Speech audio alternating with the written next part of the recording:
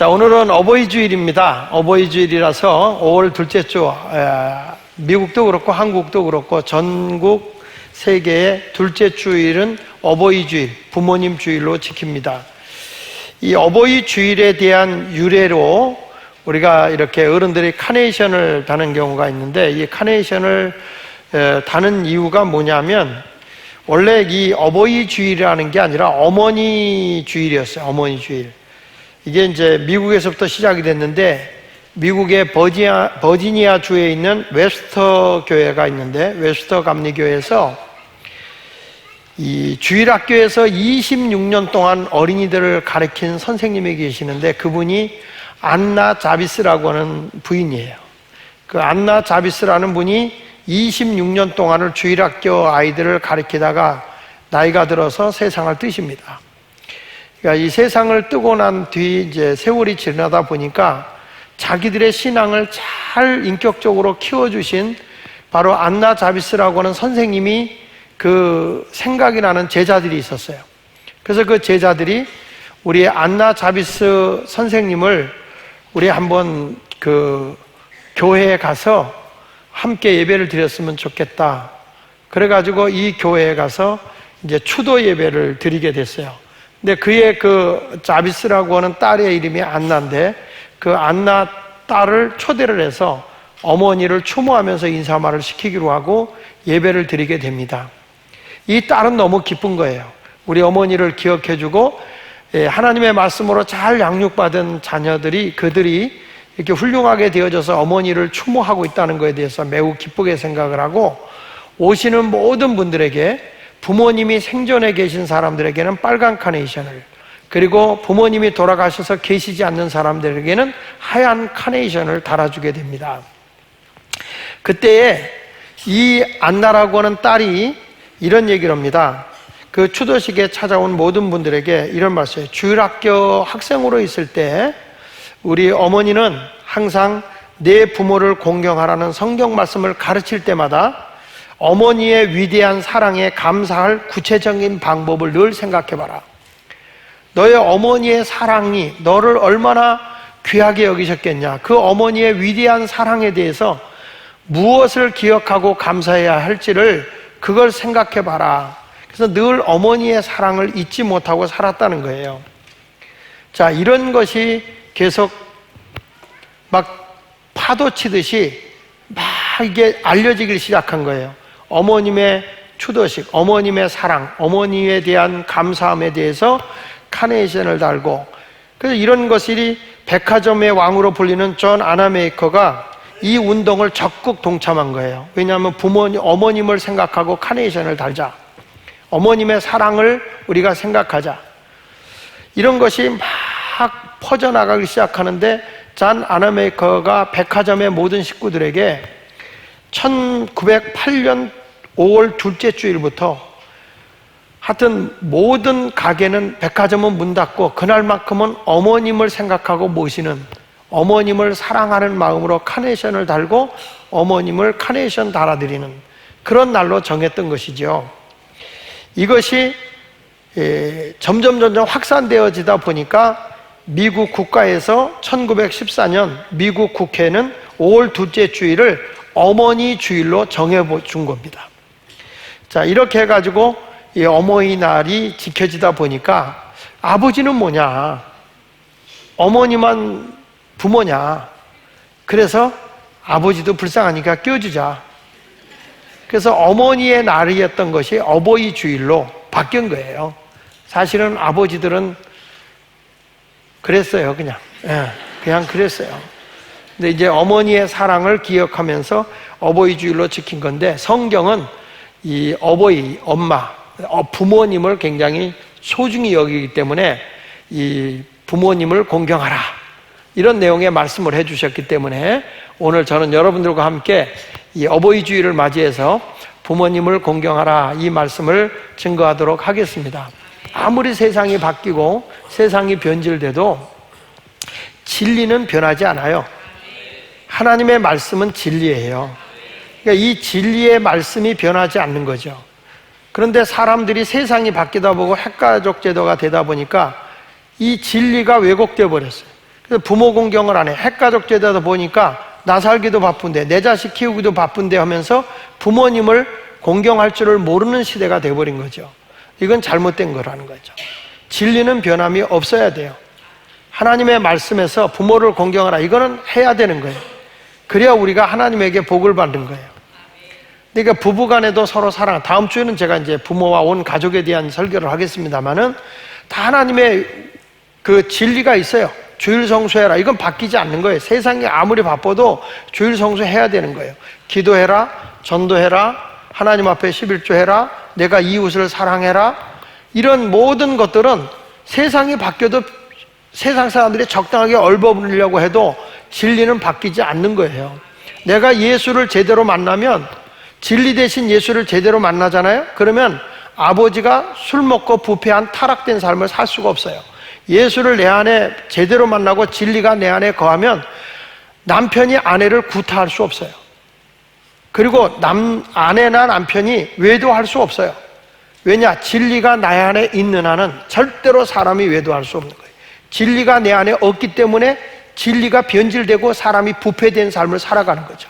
그것은 재앙이고 불행인 거예요. 두 사람이 만날 때도 뭔가 통하는 게 있어야 만나는 게 아니에요? 여러분, 이런 얘기 있잖아요. 한 남자가 결혼을 해야 되는데 나이가 32살이 되도록 장가를 못 가. 안 간 건지 못 간 건지 나는 몰라. 노래도 있잖아요. 근데 이거는 못 간 거예요.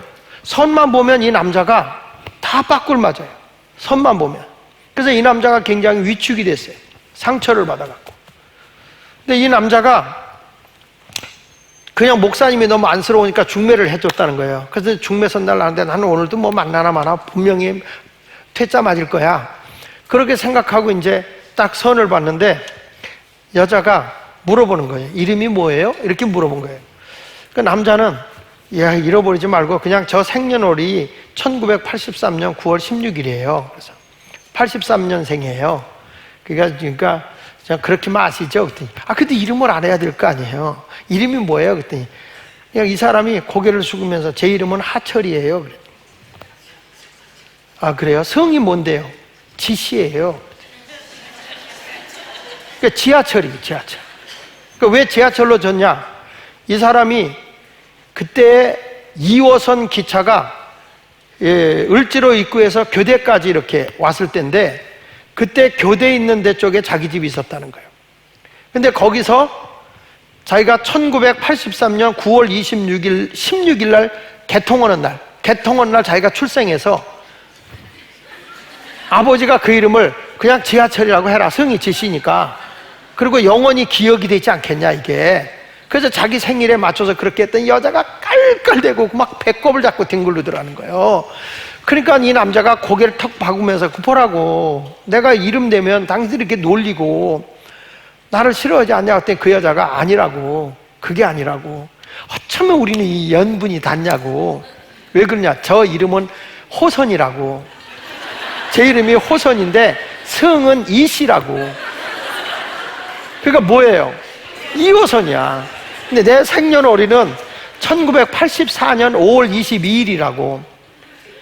왜 그러냐면 저는 서울대 쪽에 사는데, 봉천동 쪽에 사는데 그날이 2호선 순회선이 개통된 날이라는 거예요.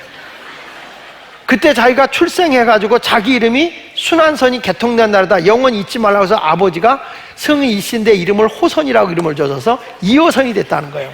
당신은 2호선 개통하는 날 지하철이 됐지만 나는 이게 순환 도로가 되면서 열린 것이 돼서 2호선이 됐다. 이렇게 만날 수가 있냐고, 우리가.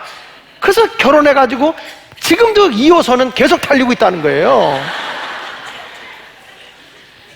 여러분, 이거는 뭐 누가 만드는 얘기인지는 모르겠어요. 그러니까 재밌는 얘기지만 뭔가 두 사람의 만남이 이루어질 때 뭔가 통하는 게 있다는 거 아니겠어요? 우리가 신앙생활 할 때도 내 신앙에 분명한 기준이 있어요. 그 기준은 뭐냐면 진리예요, 진리. 그래서 이 하나님의 말씀의 진리는 명사로 쓰는 법이 없어요. 다 동사예요. 믿음이라는 단어는 동사예요. 동사라는 거 뭐죠? 움직이는 거예요. 제가 요한복음 여러분 성경 공부를 할 때마다 강조하지만 요한복음에는 믿음이라는 단어가 없어요. 다 믿는다, 동사로 쓰고 있어요. 왜냐하면 믿음은 행함이기 때문에. 내가 예수를 믿고 있어요.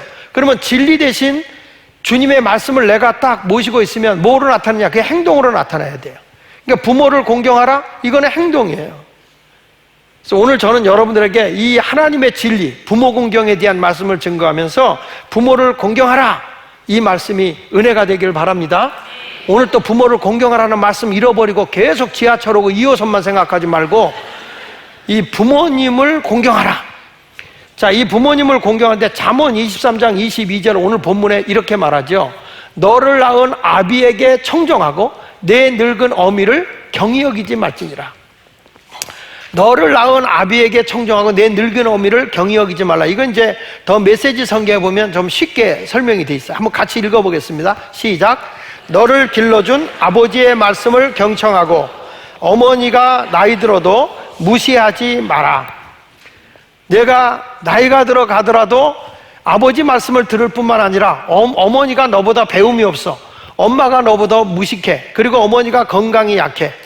그렇다고 해도 어머니를 절대 무시하지 마라. 성경에서 우리에게 일러준 말씀이죠. 여러분, 이 부모님을 공경하라는 이 말씀은요, 이 유한적 계명이라고 얘기를 해요. 하나님을 공경하라, 하나님을 섬기라는 단어는 무한적인 거예요. 무한적. 왜냐하면 하나님은 영원하시기 때문에. 그러나 육의 부모는 제한적이잖아요. 육의 부모는 돌아가시잖아요. 그래서 우리의 진짜 아버지는 누구냐? 하나님이세요. 영의 아버지. 육의 아버지는 끝나면 끝나는 거예요. 육의 부모님은 죽으면 끝나는 거예요. 사람들은 살아계실 때 부모 공경을 안 해놓고 돌아가신 뒤에 제사상만 상다리가 부러지게 차려놓는 거, 그건 진짜 바보짓이에요. 성경은 살아계실 때 주 안에서 부모를 공경하라는 거예요. 살아계실 때. 이게 부모님을 살아계실 때 해야 되기 때문에 이게 유한적 계명입니다. 유한적 계명. 근데 이 첫 번째 말씀에서 보면 부모를 공경한다는 것은 하나님이 세상에 주신 하나님의 첫 명령이에요. 무슨 얘기냐면 하나님을 섬기라는 단어가 있고 그 다음에 사람이 이 땅에서 해야 할 일의 첫 번째 도리가 뭐냐? 인간이 이 세상에서 사람에게 첫 번째로 해야 할 것은 부모를 공경하라는 거예요. 이게 첫 계명인 거예요. 하나님 다음으로 우리가 해야 될 일이 뭐냐? 부모 공경이에요. 한번 따라합시다. 하나님 다음으로 공경해야 할 분은 누구라고요? 부모님이에요. 근데 이 부모님을 공경하라는 것은 약속을 하고 있어요. 하나님이 약속을 해요. 내가 부모를 공경하면 땅에서 잘 되고 장수하고 복 받는다는 얘기예요. 그런데 부모를 공경하지 못하고 부모를 모욕되게 한다면 너는 이 땅에서 저주를 받는다는 거예요. 마태복음 15장 4절에 이런 말씀이 나와요. 하나님이 이르셨으되, 하나님이 말씀하신 거예요. 내 부모를 공경하라 하시고 또 아버지나 어머니를 뭐 하지 말라? 비방하는 자는 반드시 죽임을 당하리라 그랬어요. 성경은 말하는 거예요. 반드시라는 단어가 들어가요. 부모에게 잘못하는 건요, 반드시 자식이 불행해지는 거예요. 부모를 그래서 자식이 잘못되지 않게 하기 위해서는, 잘 들으세요 어르신들, 자녀의 마음을 노엽게 하지 말라 그랬어요. 자녀의 마음이 분노가 치밀게 부모가 잘못된 삶을 살아서는 안 돼요. 왜냐하면 자식이 부모를 존경하고 부모를 섬기어야 자식이 복을 받는데, 부모가 부모 구실을 못해. 부모가 자꾸 자식의 마음에 상함을 줘, 분노를 일으켜. 자식을 구타한다든지 자식에게 욕을 한다든지 마음의 상처를 자꾸 주고 그렇게 산다면 그 자식이 부모님에 대해서 비방하죠. 그러면 결국에는 부모도 불행하지만 자식도 불행해지는 거예요. 그래서 인복 가운데 자식은 부모 잘 만나는 게 복이요. 아멘 시원찮은 거 보니까 부모 노릇을 잘 못하는가 보다. 다시, 부모를 잘 만나는 게 자식은 복이요. 자식 때문에 마음 상하고 자식이 계속 마음에 그냥 응어리가 지게끔 자식을 키우면 그 자식이 이 다음에 복 받을 수 있겠어요? 성경에 보니까 부모를 아버지나 어머니를 비방하는 자는 반드시 죽음을 당한다고 그랬는데, 여러분 알아야 돼요. 부모가 자식을 사랑하는 것은 본능이에요. 본능.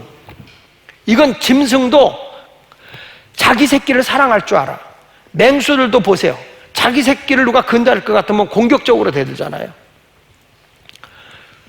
부모가 자식을 사랑하는 건 본능이에요. 하지 말라도 이거는 해요. 그래서 하나님이 부모가 자식을 사랑하는 거 가지고 뭐 이렇게 한다 저렇게 한다 복 준다는 약속은 없어요. 근데 성경에 보면 자식이 부모를 공경하는 건 뭐냐면 의무예요. 의무. 본능이 아니고 의무예요. 그러니까 의무로 하다 보면 이게 안 할 수도 있잖아요. 그러니까 하나님은 뭔가니 부모를 공경하면 내가 약속해 주는 게 있어. 내가 땅에서 잘 되고 장수하게 되겠다는 거예요. 하나님이 약속을 걸어놓고 부모에게 잘하라는 거야. 부모는 약속을 안 해줘도 알아서 잘해. 자식한테. 정상적인 부모라면 자식을 사랑하지요. 그렇습니까? 근데 자식이 부모를 해야 될지 모르면 그게 불행한 거예요. 성경에 보면 부모를 거역하거나 부모를 무시하는 자녀는 하나님의 진노를 받고 벌을 받고 심판을 받는다고 분명히 말해요. 보세요. 부모의 말에 불순종하면 패악한 길을 걸어가는 거기 때문에 그건 어떤 자냐? 그거는 사람들이 돌로 쳐 죽이라는 거예요. 성경은요, 세상의 어떤 그 종교보다도 부모 공경에 대해서 굉장히 엄격한 종교예요. 돌아가신 뒤에 잘하는 게 아니라 살아계실 때 잘하는 종교라는 거예요. 신명기 21장 18절로 21절에 보면 사람에게 완악하고 패역한 이들이 있어 그의 아버지의 말이나 그 어머니의 말을 순종하지 아니하고 부모가 징계하여도 순종하지 아니하거든 부모가 말을 해줘도 듣지 않고 어머니가 말을 해도 듣지 않고 부모가 때로는 잘못했다고 야단치고 채찍을 들어도 징계를 해도 듣지 않으면 그 부모가 끌고 성문에 이르러 그 성읍 장로들에게 나가서 여기서 장로는 어르신이야. 동네 어른들이에요. 어른들에게 말하기를 우리의 이 자식은 완악하고 패역하여 우리 말을 듣지 아니하고 방탕하며 술에 잠긴 자라. 부모 말을 지긋지긋이 안 들고 방탕의 길을 걸어간다는 거예요. 우리의 이 자식은 완악하고 패역하여 우리 말을 듣지 아니하고 방탕하며 술에 잠긴 자라 하면 그 성읍의 모든 사람들이 그를 돌로 쳐 죽일지니 이같이 내가 너희 중에서 악을 제하라. 그리하면 온 이스라엘이 듣고 두려워하리라. 여러분, 자식이 부모 공경 못하고 방탕하게 지내고 술에 잠겨 살게 되면 돌에 맞아 죽이라. 이건 악이라는 거예요. 자식이 부모가 볼 때 가슴 아프게 하는 거는 악이라는 거예요. 악. 그러니까 부모가 자식한테 잘해야지 그건 돌로 쳐서 죽이라는 거 아닙니까? 성경에서 보니까 얼마나 무서운 복음입니까? 성경 말씀 부모를 조롱하거나 불순종하면 하나님이요 눈을 멀게 하겠다는 거예요. 눈을. 성경 말씀 잠언 30장 17절에 보니까 아비를 조롱하며 어미 순종하기 싫어하는 자의 눈은 골짜기에 까마귀에 쪼이고 독수리 새끼에게 먹히리라. 내 눈이 멀게 될 거라는 거예요. 부모 공경 잘못하면 하나님이 그거를 그냥 내버려 두는 게 아니라는 거예요. 또 부모에게 저주하는 말을 한다든지 또 이런 호로 자식들은 부모를 때리는 자식이 있어요. 부모를 구타하는 자식이 있다는 거예요. 이런 자들은 어떻게 되느냐? 레위기 20장 9절에 이렇게 말해요. 만일 누구든지 자기 아버지나 어머니를 저주하는 자는 반드시 뭐라고 그래요? 죽일지니 그가 자기 아버지나 어머니를 저주하였은즉 그의 피가 자기에게로 돌아가리라. 내가 부모를 저주했어? 그 저주가 너에게 간다는 거야. 그러니까 우리는 자식은요 부모한테 살아계실 때 잘해드려야 돼. 내가 조금 덜 쓰고 덜 먹어도 부모 공경 잘해야 돼. 그리고 또 부모님들은 잘하라고만 하지 말고 자식의 마음을 상하게 해서는 안 돼. 자식의 마음에 막 분노가 일어나게 해서는 안 되는 거야. 내 자식이 잘 되기를 원한다면. 출애굽기 21장 15절에도 보면 자기 아버지나 어머니를 치는 자는 어떻게 하라고 그랬어요? 반드시 죽여버려라. 그거는 이게 사람이냐? 인륜을 깨트려 버리는 거니까. 그 반면에 하나님의 약속의 말씀은 뭐냐면 내가 부모에게 순종하고 부모 공경을 잘하면 이 땅에서 내가 장수하고 잘 된다는 거예요. 잘 된다는 거예요. 성경 말씀 출애굽기 20장 12절에 보세요. 같이 읽어볼게요. 시작. 내 부모를 공경하라. 그리하면 내 하나님 여호와가 내게 준 땅에서 내 생명이 여러분 장수하기 위해서 보약 먹을 필요도 없어. 장수하기 위해서 불러쳐 먹을 것도 없어. 내가 살아계실 때 부모 속색이지 말고 부모를 잘 공경하고 살면 내가 이 땅에 살아가는 동안에 내 생명이 길겠다는 거예요. 신명기 5장 15절에도 16절에도 이렇게 말씀해요. 너는 내 하나님 여호와께서 명령한 대로 내 부모를 뭐 하라고요? 공경하라. 그리하면 내 하나님 여호와가 내게 준 땅에서 내 생명이 길고 뭐를 누리리라? 복을 누리라. 복을 받는 게 아니라 누리고 산다는 거예요. 누리고 산다. 어떤 사람은 복을 받아놓고 쓰지도 못하고 죽어. 그래서 성경에 보면 받는 자보다 누리는 자가 복이 있다는 거예요. 한번 따라해보세요. 받는 자보다 누리는 자가 복 있는 거다. 근데 하나님은 복을 뭐 한다고 그랬어요? 누린다. 어떤 자식이? 부모에게 잘하는 자식이. 부모에게 잘하는 자식. 에베소 6장 1절로 3절에는 분명히 말하고 있어요. 자녀들아, 주 안에서 너희 부모에게 순종하라. 이것이 옳으니라. 2절에 가서 보면 내 아버지와 어머니를 공경하라. 이것은 무엇이라고 그랬어요? 하나님과 너와 약속이다. 이건 이 땅에서 인간에게 주신 첫 번째 계명이다. 그 계명이 뭐냐? 하나님의 약속을 어떻게 했냐? 3절에 이렇게 말해요. 다 같이 크게 읽어보세요. 시작. 이로써 내가 뭐하고? 내가 잘되고 땅에서 장수하는 거다. 그러니까 우리가 이 땅에서 잘되기를 원하세요? 하는 것마다 잘되기 원하세요? 그리고 좀 골골대다가 단명하지 말고 좀 장수하고 오래 살기를 원하세요? 그럼 내일 죽길 원하세요? 장수하기 원하시죠? 그러면 누구에게 잘하면 되는 거예요? 부모에게. 그런데 1절을 봐. 1절 다시 보면 중요한 게 나와. 1절에 다시 보면 자녀들아 어느 안에서냐 이거예요. 그럼요. 진리 안에서예요. 진리 안에서. 하나님의 진리 안에서 너 부모에게 순종하라는 거예요. 진리가 아닌 것은 아니라는 거예요.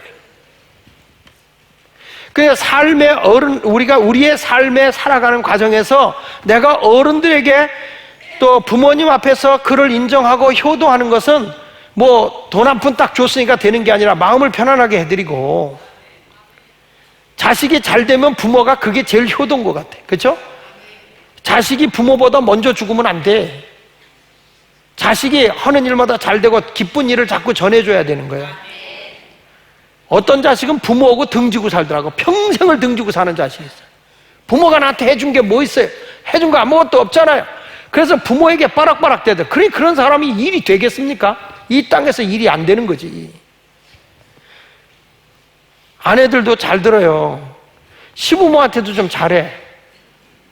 하여튼 부모 공경하라고 하는 그 설교하면 울 때 보면 다 친정부모 생각하고 울지 시부모 생각하고 우는 여자들은 하나도 없어. 또 남편들도 마찬가지야. 자기 부모에게만 잘하라고 하지 말고 이 처갓집에 장인 장모에게도 잘해야 돼. 부모 공경은 땅에서 잘 되는 거예요. 장수하는 거고요. 복을 누리는 거고. 이게 하나님의 약속이에요. 왜냐? 부모 공경은 의무이기 때문에 그래요. 부모가 자식 사랑하는 거는 그것은 본능이지만 부모 공경을 하는 거는 의무적인 거기 때문에 내가 이성적으로 스스로 결단하고 하려고 노력해야 부모 공경이 되어지는 거지, 그렇지 않으면 안 됩니다.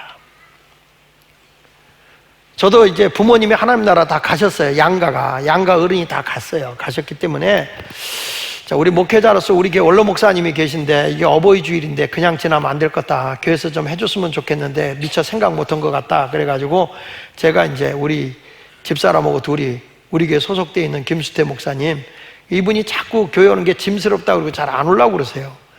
그래서 제가 모시고 좀 만나자. 그래가지고 용돈 좀 드리고 그리고 이렇게 식사도 좀 하시고 그렇게 갔더니 얼마나 좋아하시는지, 사모님도 안 계시니까 그렇게 했더니 너무너무 좋아하는 거예요. 그래서 제가 최강철 목사님한테 우리 교회 부목사로 있다 이제 다 갔잖아요. 6월 10일 날 이제 취임 예배 드리는데 내가 문자를 보냈어요. 자, 그 교회에서 모시고 있는 원로 목사님 미처 생각 못했을까봐 내가 부탁을 드리는데 꼭 모시고 목사님과 사모님 가서 식사 대접하고 용돈 좀 드려라. 그게 네가 잘 되는 길이다. 네가 잘 되는 길이다. 그렇게 해라. 어느 교회 가보면 평생 목사님이 목회를 일평생을 수고했는데 교회에서 그렇게 목사님을 서운하게 하고 내보내. 서운해하고. 그럼 여러분 일평생 복받게 하고 그렇게 성도들에게 영혼을 깨워주기 위해서 노력해던 목사님을 섭섭하게 내보내면 그 교회 성도들이 복받겠어요, 여러분? 이번에 그 교회도 좀 이렇게 섭섭하게 올라서 그렇게는 안 된다. 최 목사야, 그렇게 원로 목사 내보내면 안 된다. 절대 너희 교회가 잘 되고 너희 교인들이 복받게 하려고 하면 어른들 그렇게 모시면 안 돼. 세상이 그렇다고 해도 너는 최대한 너희 교회 입장에서 최대한 잘해라. 그렇게 하면서 우리 교회에서 조금 지원할 테니 그렇게 해서 원로 목사님 잘 모시고 잘 가게 해드려라. 그것이 너희 후손이 복받는 거야. 그 교인들이 복받는 길이고, 이게 성경이에요. 인간적인 게 아니고 성경인 거예요. 그러니까 여러분은 이제부터 부모를 잘 공경해서 땅에서 잘 되고 장수하는 여러분이 되시길 예수 이름으로 축원합니다. 할렐루야, 할렐루야. 그날 그 원로 목사님 모시고 나니까 생각나는 분이 계세요. 저희 작은아버지셨던 장광용 목사님 사모님이 혼자 계세요. 전화를 했더니 몸이 아프시대. 그래서 제 아내하고 같이 가자. 내려가셔서 또 용돈 드리고 했더니 그냥 금방 혈색이 좋아지는 거 있죠. 와, 용돈의 위력은 아픔보다 낫다. 그러더니 전화 안 오시더니 어저께도 전화 오시고 말이죠. 별일 없지? 그러면서. 가보니까 백내장으로 눈도 잘 안 보이시고 귀도 이렇게 침침하고 그렇게 계시더라고요.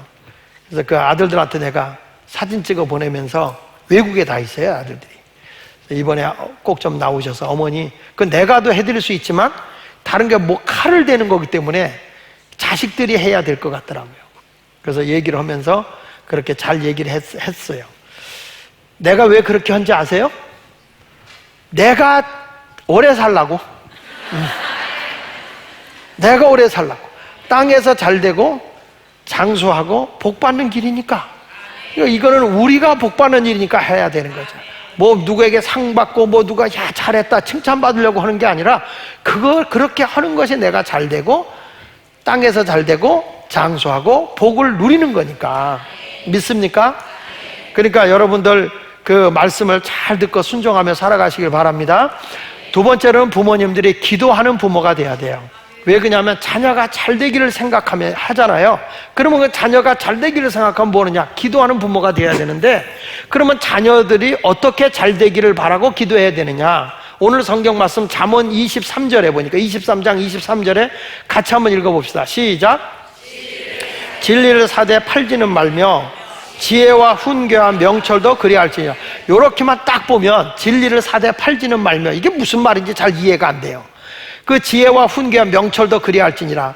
요게 뭘까? 요건 이제 더 메시지 성경은 아주 쉽게 나와 있어요. 한번 볼게요. 이게 이제 메시지 성경은 캐나다에서 나온 성경인데 요즘에 아주 참 그 많이 읽히는 성경이에요. 한번 같이 읽어볼게요. 시작. 진리를 사되 사랑이나 돈과 바꾸지 마라. 지혜와 교육과 통찰력을 사라. 다시 한번 읽어봅시다. 진리를 사되 사랑이나 돈과 바꾸지 마라. 지혜와 교육과 통찰력을 사라. 이게 무슨 얘기냐? 우리 자녀들이 진리, 예수 그리스도를 정말 믿음으로 헌신하면서 내가 믿고 있잖아요. 진리는 변함이 없어요. 그러니까 진리를 샀는데 막 처음에 은혜 받고 예수를 믿는 사람이 주를 위해 살겠어요, 나 헌신하고 살겠어요. 그런데 이 아가씨들이 시집 가서 애 낳잖아? 그때 되면 뭐냐면 전부 다 진리를 팔아버려. 뭐냐면 내가 지금 바쁘다는 거예요. 애 키우기 힘들다는 거예요. 그래서 주 안에 살던 걸 다 잃어버린다는 거예요. 자, 이 자리에 와서도 저 좀 보세요.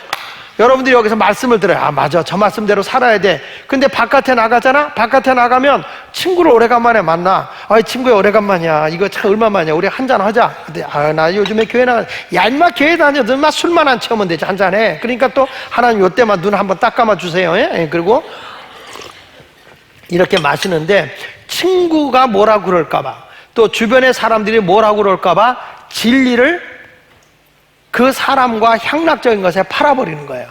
진리를 지켜야 되는데 그걸 못 지켜내는 거예요. 그래서 여기서 진리를 너희가 희생과 헌신을 통해서 샀다면 사랑이나 돈과 바꾸지 마라. 지혜와 교육과 통찰력을 사라는 거예요. 성경에 보면 예수님을 쫓아내도 진리 대신 예수님과 함께하던 가룟 유다가 자기 욕구를 위해서 은전 30냥의 스승을 팔아버리지 않습니까? 근데 이 사람이 어떻게 됩니까? 결국에는 목매달아 자살해 죽고 배창자가 터져 죽잖아요.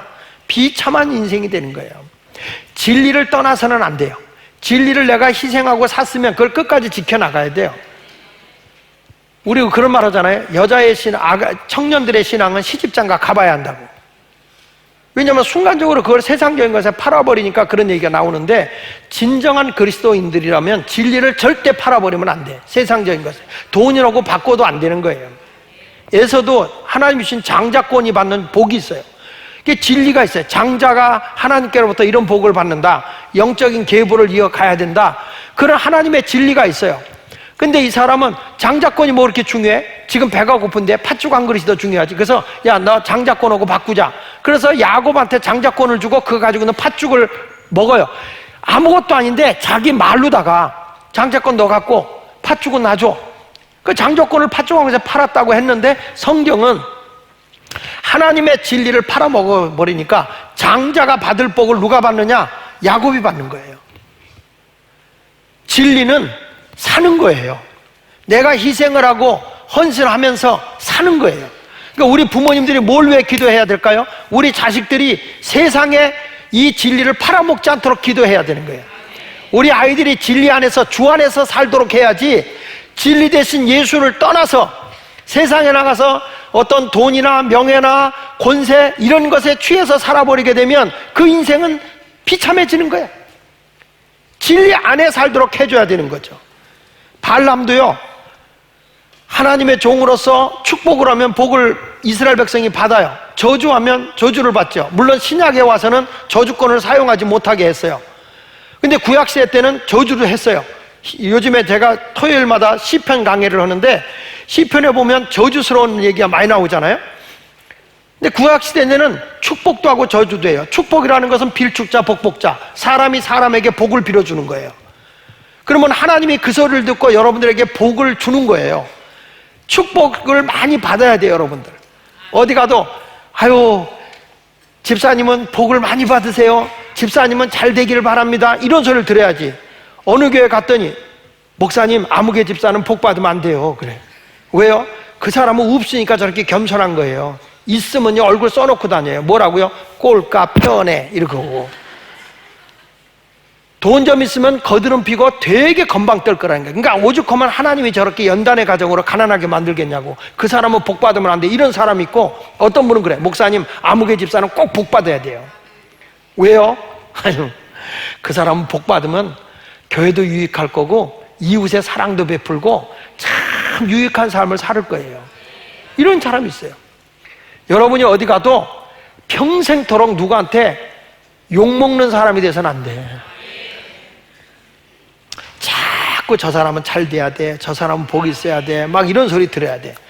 저도 우리 교인 가운데 너무 힘들고 어려운 사람이 있어요. 그 사람 앞에 가서 막 기도를 했지. 하나님 이 가정에 복 달라고, 복을 달라고 기도했어. 그러더니 그 사람이 가게 나가더니 애들 말 맞다나 됐다 잘 되는 거예요. 너무 잘 되는 거예요. 그랬더니 너무 잘 되니까 그때부터 진리를 팔아먹어. 가게에다가 사업에다 팔아먹고 주일 예배도 빼먹고 봉사하는 것도 다 그만둬버리고. 그거는 아닌 거예요. 바쁠수록 주님 앞에 더 가까이. 진리를 잃어버려서는 안 돼요. 여러분, 진리는 사랑이나 돈과 바꿔서는 안 돼요. 계속해서 지혜와 교육과 통찰력을 우리가 사는 것이 있어야 될 줄 믿습니다. 시몬이라는 자가 마술사였어요. 베드로가 성령을 받고 기도해 주니까 성령 받고 은사가 나타나고 귀신이 떠나가고 병든 자가 낫고 안진뱅이가 낫고 막 이런 역사가 일어나는 거예요. 그러니까 이 시몬이, 야, 성령 받으면 나도 뭔가 대박 나겠다, 뭐 안진뱅이 고치고 그러면 돈 좀 벌겠는데, 그런 욕심에 의해서 이 사람이 성령을 내가 돈 줄 테니 팔라는 거예요. 한번 보십시다. 사도행전 8장 18절 23절 보세요. 시몬이 사도들의 안수로 성령 받는 것을 보고 뭐라고 그랬죠? 돈을 들여 이르되 이 권능을 내게도 주어 누구든지 내가 안수하는 사람은 성령을 받게 하여 주어서. 이 사람은 성령을 받는 목적이 뭐예요? 돈 주고 사서 나도 좀 사업을 해보겠다는 거야. 그래가지고 이런 말이야. 베드로가 이르되 내가 하나님의 선물을 돈 주고 살 줄로 생각하였으니 내 은과 내가 함께 망할지어다. 너는 은과 함께 망할지어다. 하나님 앞에서 내 마음이 바르지 못하니 이 도에는 내가 관계도 없고 분깃될 것도 없느니라. 그러므로 너희 이 악함을 회개하고 주께 기도하라. 혹 마음에 품은 것을 사하여 주시리라. 내가 보니 너는 악독이 가득하며 불의에 매인 바 되었도다. 그런 분 많아요. 평신도 가운데서 기도하다가 성령 은사 받잖아. 은사 받으면 자기 은사를 가지고 가정재단 쌓고 거기서 헌금을 자기가 착복하는 거예요. 이게 뭐냐면 하나님의 것을 가지고 이렇게 하려고 그래요. 목사도 타락하면요 그 짓거리 한다니까. 돈 가지고 자기 명예를 얻기 위해서, 자기 권력을 갖기 위해서 그냥 돈 가지고 흥청망청 하는 생활을 하는 사람 있어요. 근데 하나님은 뭐라 하냐, 그런 사람은 나중에 가서 내가 불행하게 된다, 저주를 받는다는 거예요. 진리를 잃어버려서는 안 돼요. 여러분 목사를 위해서 기도할 때도 목사가 돈 때문에 진리를 잃어버리는 목사가 돼서는 안 돼요. 진리를 팔아먹고 돈을 얻기 위해서 뭘 하는 사람으로 생각하면 안 되는 거예요.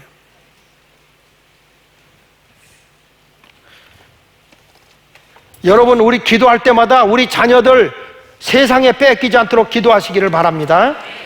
어머니의 눈물의 기도는 절대 헛되지 않아요. 눈물의 기도는 반드시 성취되게 돼 있어요. 하나의 눈물 어린 기도가 이스라엘 민족의 지도자의 선지자가 된 사무엘을 길러내더라고요. 토마스 에디슨이라는 사람 아시죠? 과학자이고 그리고 발명가이죠. 이 토마스 에디슨이요 아주 사고를 친다고 초등학교에 입학하고 3개월 만에 퇴학을 당해요. 엉뚱한 짓 하는 거예요. 그러니까 이 사람은 뭐냐면 발명가고 창의적인 걸 하는 사람이거든요. 그러니까 선생님이 어디 거 물어보고 자꾸 궁금한 거 하는 거죠. 근데 제가 이제 우리 부모님들한테 그 책을 제가 한 100여 권 사서 내가 선물해 줄 건데 굉장히 좋은 책이에요. 이성조 교수가 쓴 책인데 이게 교육에 대한 책이에요. 근데 요즘에 한국의 교육이 뭐냐, 은행식 교육이라는 거예요. 은행식 교육. 얼마 전에 보니까 그분이 그 책 쓴 것 때문에 그 아침마당에 나와서 그분이 강연을 하더라고요. 이성조 교수가. 근데 그분이 누구냐면 우리 교회에 계셨던 이성민 목사님 동생이야. 몰라도 아는 척 하면 좋아요.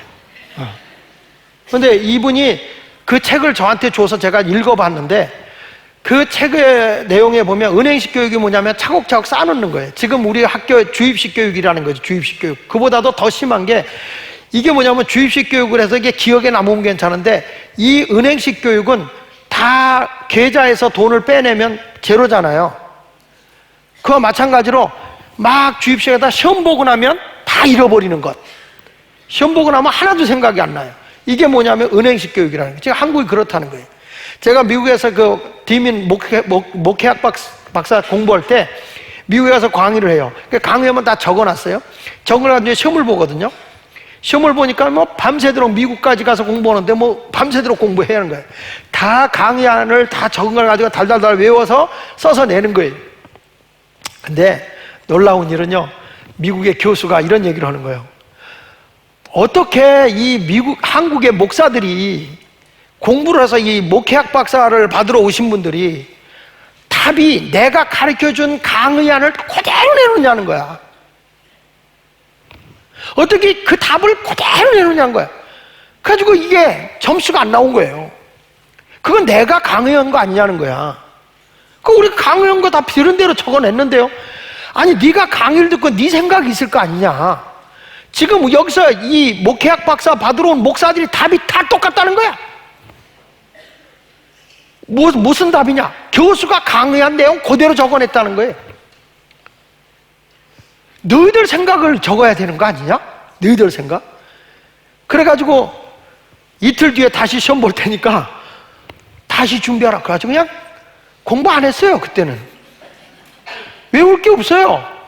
그냥 알아서 내가 그 들은 거에 맞춰서 써서 내니까 그러니까 A풀 줍디다. 근데 우리나라는 선생님이 가르쳐준 그대로 써야 100점이야. 어저께도 제가 신방 갔는데 얘는 굉장히 창의적이고 독창적인 것이 있어요. 그런 게 있어가지고 모든 걸 했더니 학교에 가서 나는 걔는 독창성에서 얘는 그대로 키워주면 좋겠다 그랬더니 학교에서 인정을 안 한다는 거예요. 선생님 가르쳐준 대로 안 한다는 거죠. 이게 우리나라 교육의 아주 병폐예요. 그래서 지금 여러분 이번에 교육감 투표할 때 정책을 볼 때 난 누가 누군지 하나도 모르잖아요. 누군지 모르는데 거기 보면 교육개혁을 들고 나오는 사람, 창의적 교육을 하겠다는 그런 분들을 생각하고 투표를 해요. 에? 여기 이상한 사람들만 앉아있나 봐. 그 교육감은 당하고 상관없어. 그냥 딱 봐가지고 교육을 잘하는 사람 있구나, 이런 사람 보고 뽑으면 돼. 이게 토마스 에디슨도 초등학교 때 그런 것 때문에 태양 맞았어. 그러니까 어머니가 이 에디슨을 붙잡고 기도를 하는 거예요. 기도를 해주면서 그에게 엄마가 교육을 시켰어. 이 사람이 발명가가 되고 이 사람이 과학자가 돼가지고, 여러분 이분 때문에 지금 우리가 전구를 그분이 개발했으니까 전구불에 시원하게 있는 거 아니겠어요? 그 어머니의 가르침 때문에 이런 위대한 발명가가 나온 거예요. 어머니의 기도는 위대한 거예요. 우리가 잘 아는 이 감리교 창시자 존 웨슬리의 엄마가 수산나예요. 근데 웨슬리가 어렸을 때부터 똑같은 질문을 답을 해줘도 20번씩이나 한다는 거예요. 똑같은 질문을 또 하고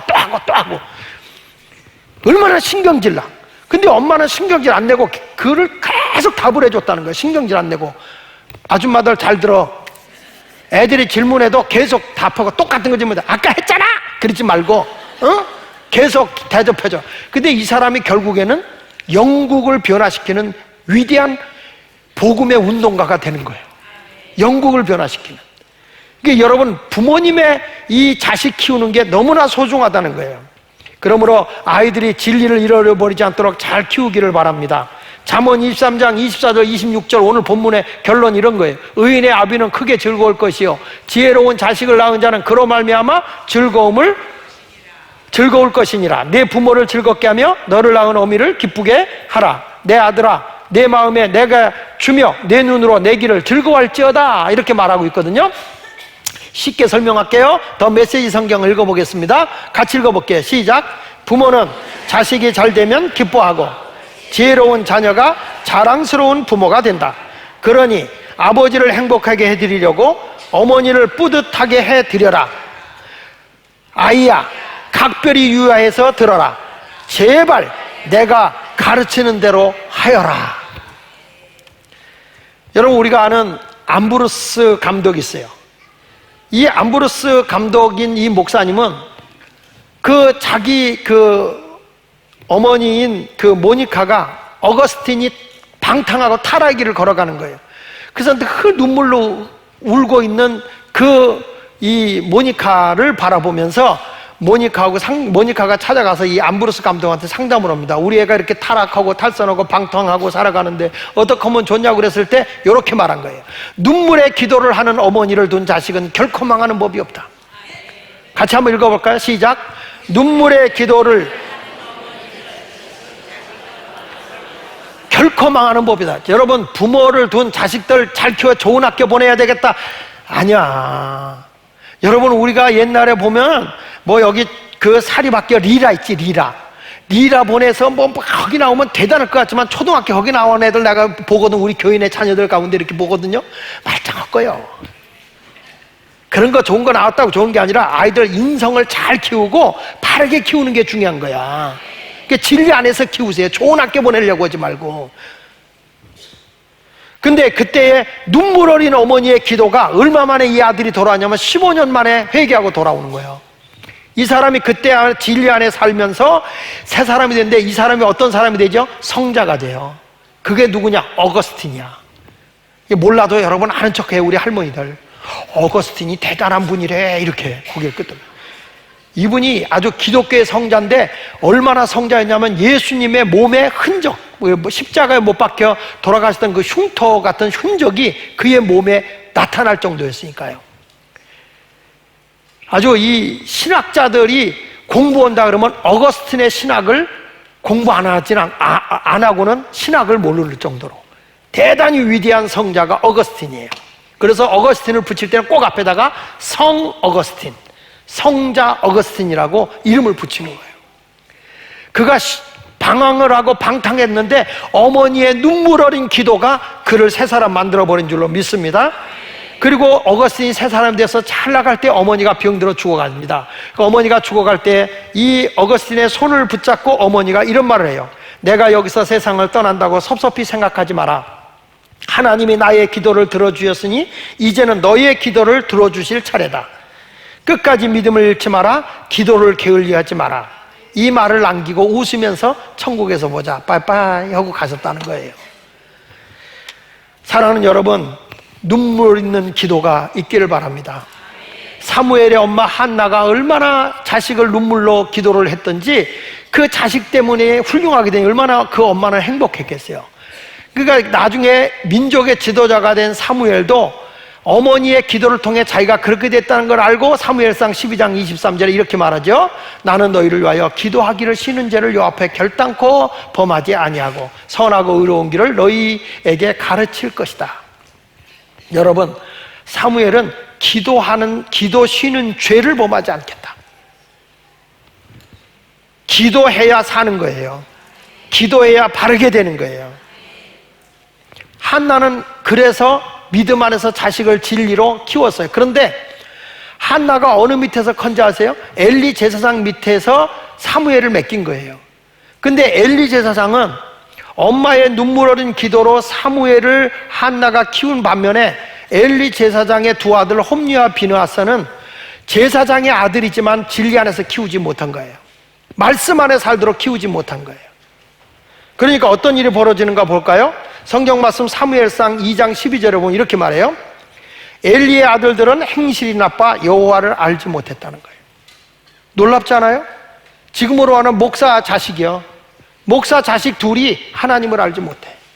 하나님만 알지 못하는 게 아니라 얼마나 끔찍한 죄를 범하냐면 22절로 사무엘상 2장 22절 23절에 보면 엘리가 매우 늙었더니 그의 아들들이 온 이스라엘에 행한 모든 일과 회막문에서 수종드는 여인들과 동침하였음을 듣고 그들에게 이르되 너희가 어찌 이런 일을 하느냐 내가 너희 악행을 이 모든 백성에게 듣노라. 이들이 성전에 오는 여자들을 막 욕보이는 거예요. 천하의 못된 짓을 막 하고 사는 거예요. 목사의 자식들이. 두려운 거죠. 자, 그러니까 어떤 일이 오는가 보실래요? 32절로 34절에 사무엘상 2장 32절 34절에 이스라엘에게 모든 복을 내리는 중에 너는 내 초소의 환난을 볼 것이다. 자식이 바로 쓰지 않은 것 때문에 내 초소가 어디예요? 교회가 환난이 당할 것이다. 내 집에 영원토록 노인이 없을 것이다. 너의 가정이 단명할 것이다. 그래서 나중에 보면 엘리 제사장과 두 아들이 같이 죽어요. 내 제단에서 내가 끊어버리지 아니할 네 사람이 내 눈을 쇠잔하게 하고 내 마음을 슬프게 할 것이요 내 집에서 출산되는 모든 자가 젊어서 죽으리라. 너희 집은 단명하게 될 거다. 내 두 아들 홈리와 비느하스가 한날에 죽으리니 그 둘이 당할 그 일이 내게 표정이 되리라. 하나님을 잘 섬기면 부모 공경을 잘하면 땅에서 장수하고 잘 된다고 그랬어요. 근데 여기서 보면 이들이 자식을 제대로 주 안에서 진리 안에서 키우지 못하니까 이들이 어떻게 돼요? 진리 밖에서 사는 거예요. 진리 밖에서 사니까 뭐예요? 음란한 짓 하는 거예요. 여러분, 지금 교회를 다니고 있음에도 불구하고 예수 믿는 남자들이 바람 피면 안 돼. 남의 여자하고 놀아나면 안 돼. 그건 저주야. 자식들을 불행하게 만드는 거예요. 본인만 불행하면 괜찮아. 본인도 불행하지만 가정을 몰락시키는 거예요. 진리는 왜곡되지 않아요. 세상이 다 그러니까 나도 그러리라. 진리를 못 만나서 그런 거예요. 우리는 예수 믿는 사람 바로 살아야 돼. 여자들도 자식들 그냥 알아서 크겠지 하지 말고 우리 자식들이 교회 생활 잘하도록 시키고 하나님 말씀으로 키워지도록 해야 되고 그 자녀들 위해서 눈물겹게 기도해 줘야 돼. 자녀들은 부모 공경을 잘해야 되는 거고 부모는 자녀를 노엽게 하지 않아야 되는 거고 자녀들은요 부모의 발자취를 따라가게 돼 있는 거예요. 이 말씀을 붙잡고 부모 공경 잘해서 우리 모든 성도들의 가정의 자손 대대로 땅에서 잘 되고 장수하고 복을 누리며 살아가는 그런 부모 공경의 열매를 맺으시기를 축원합니다. 우리 나의 사랑하는 책 결단 찬송 한 장 부르도록 하겠습니다. 이 찬송은 어머니가 아이들을 붙잡고 성경 이야기를 해주고 그 어머니가 돌아가셨을 때 성경 이야기를 기억하면서 어머니를 생각하는 그런 찬송이죠. 나의 사랑하는 책 비록 헤어졌으나. 우리 한번 보겠습니다.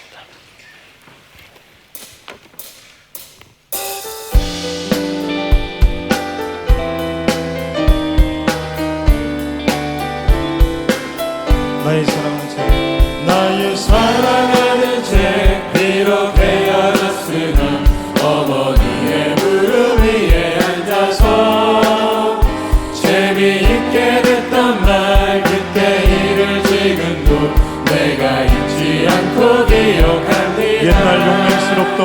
옛날 용맹스럽던 다니엘의 경험과 유대 임금 다윗왕의 역사와 주의 선지 엘리야 바람 타고 하늘에 올라가던 이를 기억합니다.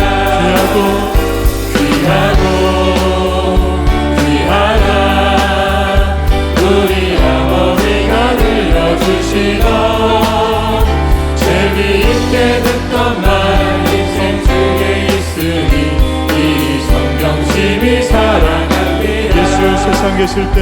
예수 세상 계실 때 많은 고난 당하고 십자가에 달려 죽임 당하니 어머니가 읽으며 눈물 많이 흘린 것 지금까지 내가 기억합니다. 그때 일은 지나고 나의 눈에 와닿고 어머니의 말씀 기억하면서 나도 시시할 때로 성경 말씀 읽으며 주의 뜻을 따라 살려 합니다. 귀하다 우리 어머니가 들려주시던 재미있게 듣던 말 이 책 중에 있으니 이 성경 심히 사랑합니다. 귀하다 우리 어머니가 들려주시던 재미있게 듣던 말 이 책 중에 있으니 이 성경 심히 사랑합니다. 눈을 감으시고 사랑하는 여러분, 부모가 자녀들의 노여움을 갖지 않도록 자녀를 주 안에서 잘 키워야 되고, 자녀들은 진리 안에서 세상 것에 모든 걸 빼앗기지 않고 진리 안에 행동하며 부모 공경을 잘할 때 하나님의 약속대로 땅에서 잘 되고 장수하고 복을 누린다고 말씀하셨습니다. 아직도 우리 자녀들이 교회 안에 진리 안에 거하지 못하고 있는 자녀들을 위해서 기도하고, 또 부모님들 가운데 아직도 예수를 알지 못하고 주 밖에 있는 자들을 위해서 기도해야 할 것입니다. 우리 다 같이 부모를 구원하기 위해서 자녀들이 주 안에 거할 수 있도록 우리 기도해 주시고 부모 공경 잘하기를 위해서 기도하도록 하겠습니다. 다 같이 기도합니다. 할렐루야. 살아계신 하나님 아버지,